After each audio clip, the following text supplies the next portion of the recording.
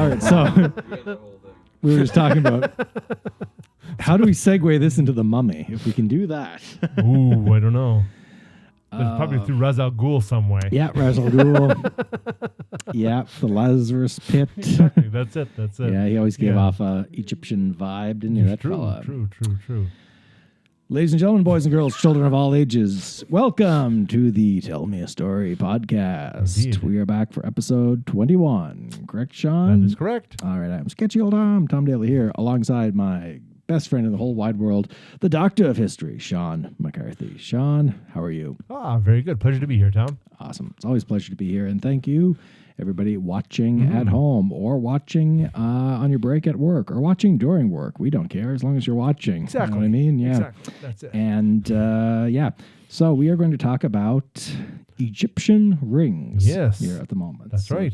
Yeah. And not in Egypt, but not right in here. Egypt, right here. Miramichi. Exactly. And where are we? Miramichi, Exactly. which is a small city in a small province on the east coast of Canada. So Miramichi, New Brunswick's where we're at.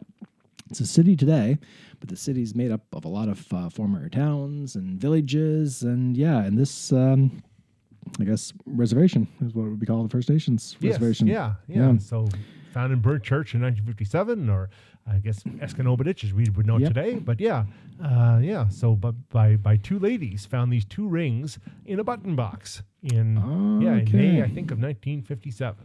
That's really interesting. Okay, so Egyptian rings have been found here in this little place in Burnt Church, along with a lot of, like you said, a button box. Mm-hmm. So, So I'm assuming like that would be just like a, they were going through their sewing or whatever. Yeah. And in the midst of all these buttons, there was found these two rings that looked very peculiar. Mm-hmm. Yeah.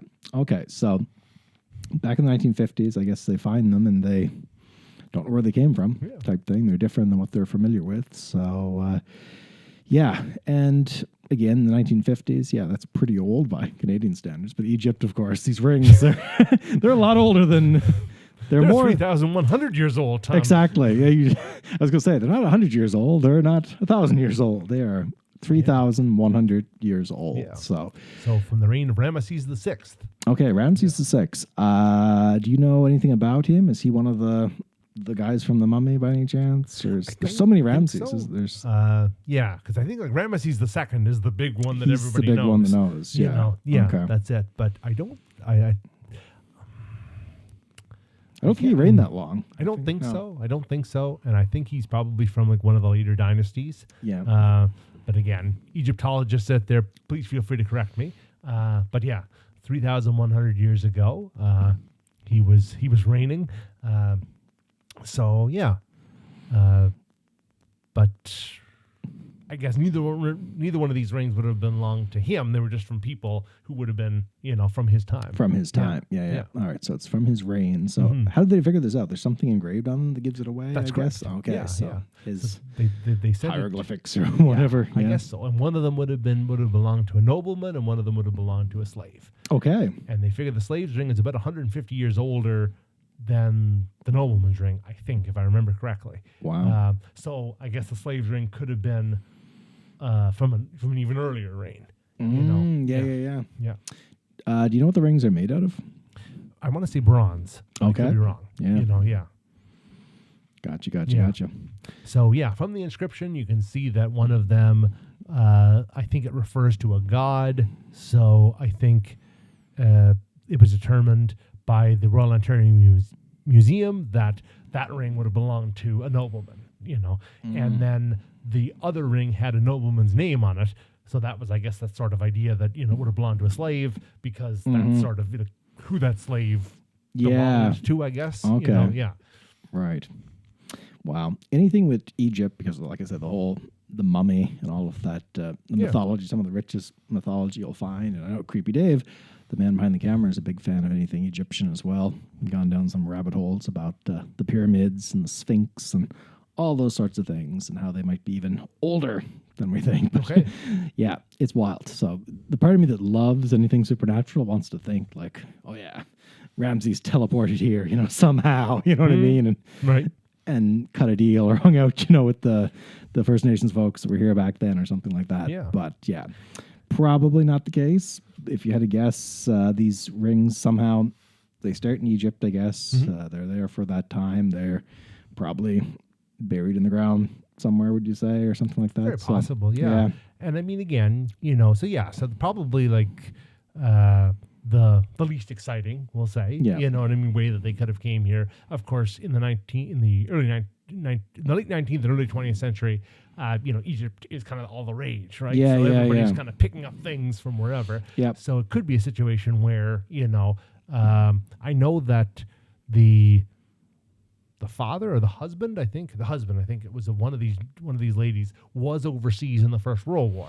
So there's some thought that maybe he would have picked them up, picked up these rings somewhere over there. Yeah, that's possible for sure. But to me, it feels like, if Clara goes abroad, not to make a personal thing, but if she picks up something, you probably know that she picked it Absolutely. up. Right? You find it later. You say, I remember, she don't give that away. That's it. Yeah. She got this in when she was wherever. Yeah. Right? Yeah. It like doesn't a souvenir. become like, okay, where did this come from? Where do these Egyptian rings come from? Yeah. Right. That's really cool. Because again, back to this burnt church, it's a pretty small, close-knit little place. So it feels like somebody would be like, know the story behind it. Like, that's so-and-so was in Egypt, or at the very least, Europe in the First World War, and that's how they brought that back. So exactly. And I mean, we know too, maybe to kind of speak to the more exciting, possibility that maybe they came here, actually from Egypt. But we know that the trade networks that were existing here were pretty vast. Pretty vast, And, it really kind of stretched throughout, this continent. So I mean, who's to say? Who's to say? That there's not,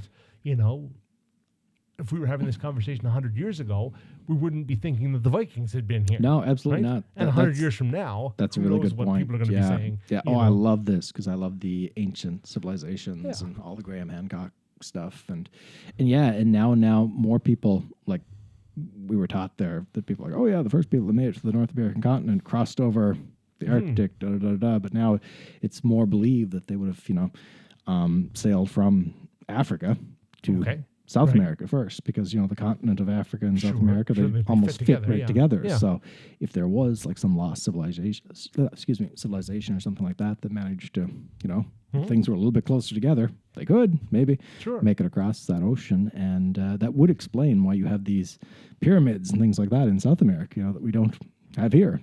That civilization started, growing there first, sort of. So yeah, but that's really cool, these Egyptian rings. If just imagine that these get traded somewhere from Egypt. Egypt's not that far from Europe. It's in the northern part of Africa, isn't it? Across the Mediterranean there to Greece and that kind of area, And nothing to say that, that necessarily the Egyptians are trading with the Mi'kmaq at Escanobidich. They may be trading with somebody in South America who is trading with somebody, and eventually it works its way up. It works its way up. Yeah. That's it, through exchanges. Yeah, because we talked about, remember, like the Spanish gold that was here or whatever. That was a big thing. Yeah. Like, how'd that get here? We were never a Spanish colony. That's right. Ever. That's right. Not in any timeline. And but that was actually like the big currency at one point. There was so much Spanish gold, so that had to have been coming up, from South America or somewhere like that. Yeah. But even if you want to, the most, I guess, less interesting, say somehow it gets traded to from Egypt somewhere up through, let's say, Rome or something like that. Do you know what I mean? Yeah. And then eventually Rome somehow makes its way to Britain. And then when the British come over here, and you hear about their cutting deals with beads and things like that, maybe this gets past, maybe something, through European trade. Yeah, European trade or whatever. Sure. It's like, hey, we don't know what this is, but hey, maybe you want this. Sure. What can we get for it? And but it's really neat. Like it shows up in the 1950s. What was the year again? 56? 57. 57. Yeah. Excuse me. It shows up in 1957 with no story prior to that, really. Yeah, exactly. And not much after either, really. No. Well, according to, like I say, we.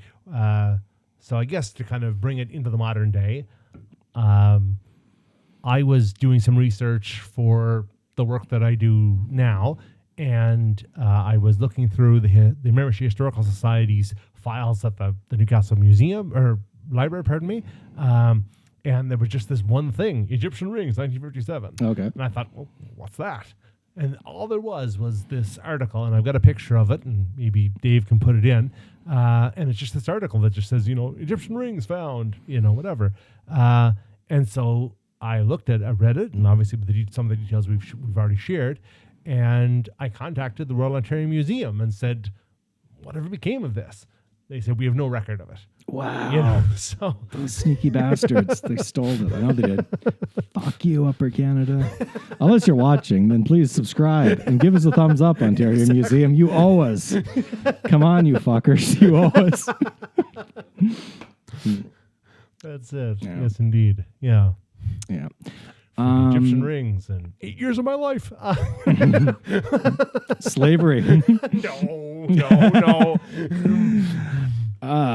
But yeah, it's wild. It's such a interesting. Yet I knew nothing about this until you. Your linkages project. Yeah, you found the link and exactly that no one, and that's so cool because that story. Yeah, you're probably the only person. Well, I think it's starting to get out now that we talked about it. Okay. And I know that one of the ladies that found it, her niece or maybe her great niece, I've been speaking with her, and she said she's going to speak with the family and see if they have any idea. Yeah, that's it. Yeah. And I guess there's no pictures of it either, eh? No. So we don't even know what kind of ring it is. Like you assume it's a ring like a finger ring, but it might be an earring of some sort or a nipple ring. That'd be hot. But it could be like some sort of even I guess rings that like. But see, I feel like a slave ring for sure would be like a ring that you would have on. You have on, rather than yeah. like a ring in your ears. That's true. Yeah. Nipples. That's it. Yeah. It feels like something you'd have. The nobleman, who knows? The nobleman. Who knows? Yeah. Interesting stuff. So Egyptian rings and where do we go from here? I'm not entirely sure. Like I say, we've spoken with the ROM. They can't, like I say, they can't seem to find any record of ever really having strange. received it. Yeah. The newspaper article from 57 mentions some names, and they said, well, we'll go through the correspondence of these people. Yeah. We really can't seem to find any letters from them. So is it, again, I don't know. Is it a situation where, like I say, they went there and they never came back? Is it a situation where they went there and the person who brought them there realized, these are worth something? Maybe, yeah. Because that was the case with a lot of the Egyptian stuff. It wound up, on the walls of really rich people, didn't it? Yeah. That's right. And of course, I don't think probably in 1957 there was as much of a broad appreciation in this community of how far back, the Mi'kmaq, cultural experience and then the historical presence was. Right? Exactly. That it's going back, that far and further, right? So like that's the part of me that wants to believe, like, what if? You just want to think, exactly. Because those pharaohs and that, they're up to some magical stuff. What if somehow one of them managed to make it over here?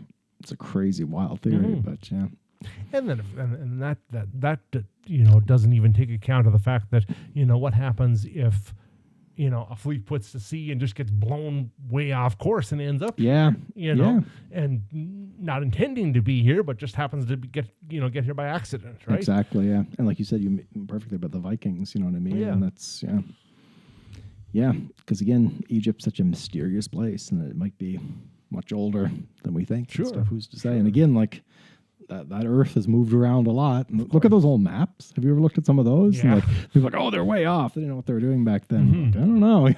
Some of that stuff is like so advanced, and there's maps that like show Antarctica before like it was ever like officially discovered. They say Antarctica was it's wild. Yeah.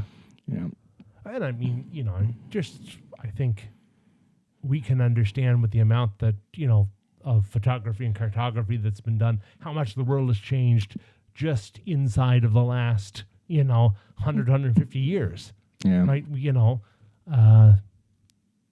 So I think thousands of years, tens of thousands of years, how much the Earth has changed, right? So I want to see one of them old maps now, just some pharaoh out there in like Miramichi Bay, like scared as hell with that purple eyeliner looking around. Yeah, like, oh God, yeah. But That's it. one of the many mysteries that we've talked about. Yeah, for sure. On this podcast here, yeah, Mm-hmm. But yeah, it would be neat to know more. And have you ever found like anything, and nothing that I can think of? I can't think of anything else Egyptian that's ever been found in Miramichi, like even like modern in times. It's not, like this was a big, if you haven't figured it out, we don't have a lot of aristocracy in this town, with a sarcophagus on the mantle or whatever. That's right. But that's right. Yeah. No, I don't believe so. I remember, speaking of Egyptians, this is really connected on the thinnest of we'll threads, take it. but whatever. We'll take it. I remember in high school for ancient history in grade 10. We did. That's how I met Barry, our good friend Barry McKenzie. We both were doing a project on the Judgment before Osiris, but I remember. Our teacher would at the end of every unit, so we had ancient Greece, ancient. Yep, ancient I remember Egypt, that too. Ancient Rome, yeah. And then we get a movie at the end. End of that. I remember we watched The Egyptian, which was I don't know when it was, what year it was, but it was not a great movie. No, and you could kind of tell like they're riding in the chariot, and it's clearly a rear projection. Right? They're not moving, but the screen behind them and the guy's doing like the biggest amount of overacting, Yeah. And there's they get caught somewhere and a lion jumps out and attacks them, but it's clear that they've cut the lion out of the film and physically moved it over. Oh, wow. In order to make the lion jump over top of them. I remember that. I think we might have watched the Ten Commandments. Oh, really? Okay. I think so. Very nice, Which is, what does that have to do with Egypt? Yeah, the Egyptians don't look so great in that one. No, that's true. That's true. I that's could have sworn. Oh, my God, it's Vincent Price getting choked out. Exactly. That's right. Kill me, Master Butcher. Yeah, and that's Charlton Heston, isn't it? That's exactly. Moses. Yeah. That's it. So, very biblical movie with Egypt. Egypt's there, but they're... Yeah, that's it. It's not really the focal point. We'd better have to watch, like, Boris Karloff playing the mummy. There you go. Yeah. We lucked in, I think, because when we got to Ancient Rome, Gladiator had just come out on video, so we watched that Gladiator, instead of Spartacus. But I like Spartacus. We watched too. Spartacus. They were all old. I think we watched Spartacus, Ten Commandments, and I can't remember what the Greek. Oh, it might have been like I think it was the really bad one. Maybe like Jason the Argonauts or something. Oh, there you go. That's I think that was the one that was We watched Alexander the Great with Richard Burton. Oh, okay. We didn't watch it all though. I think we just watched it a couple of classes and then that was it. That's it. But yeah, that was kind of Egypt. Yeah, in school. In school, the only other one I think of is Cleopatra with Elizabeth Taylor. Yes, where that's she's right. That's right. Yeah, it's her introduction to a British woman playing. Yeah, exactly. The way it should be, boy. Yeah, and again, the British are the ones we have to thank for so much of this. How long were they? Egypt is a British colony for... It was like a protectorate for many, many years. Many years, right. It, so, yeah. So they're the ones that all like the digging up the mummies and stuff like that. And that's right. Howard Carter and, Lord Carnarvon and all that. Would you ever want to go to Egypt? Maybe. Yeah. It would be interesting to see for sure, but, Is it safe? I don't even know enough about these countries. I'm not sure.